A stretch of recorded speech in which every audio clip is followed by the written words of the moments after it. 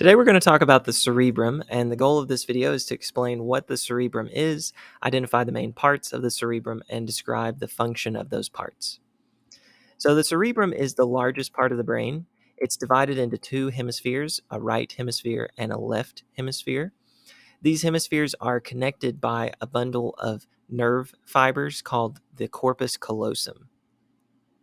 The surface of the cerebrum is covered in ridges, which are gyri, and grooves, which are called sulci. And you can see the gyri and sulci labeled in this image.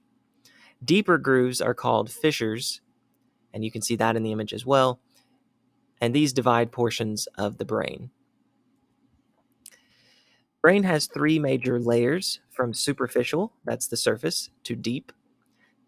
On the top, you have the cerebral cortex. It's labeled in the image here.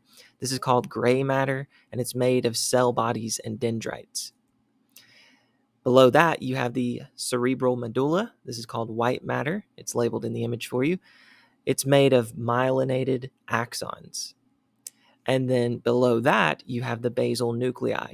And these are islands of gray matter. And these are labeled in the image as well. Okay, now the cerebrum is divided into four lobes based on their functions. And they're named for the parts of the skull that protect them.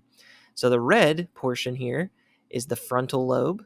The orange portion is the parietal lobe. The yellow portion is the occipital lobe. And the green portion is the temporal lobe. The blue section is the cerebellum, which is a separate portion of the brain. Okay, so let's talk about the frontal lobe first.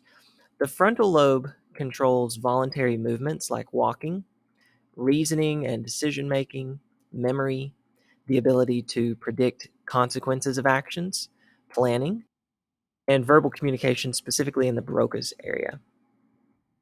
The parietal lobe is separated from the frontal lobe by the central sulcus, and I've highlighted that in red in this image. The parietal lobe controls sensations like pain, temperature, and touch, visual and spatial processing, and body position.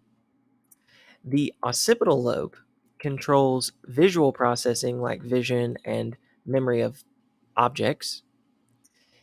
And the temporal lobes are separated from the frontal lobe by the lateral sulcus. You can see that going across right here. Now, the temporal lobes control memory, comprehension, and pronunciation of words, sensations of smell and sound, and emotional association of memories. So, to sum up, the cerebrum is the largest part of the brain. It contains four lobes. The frontal lobe controls movement and decision making. The parietal lobe controls sensory information. The occipital lobe interprets visual cues, and the temporal lobes control memories and emotions.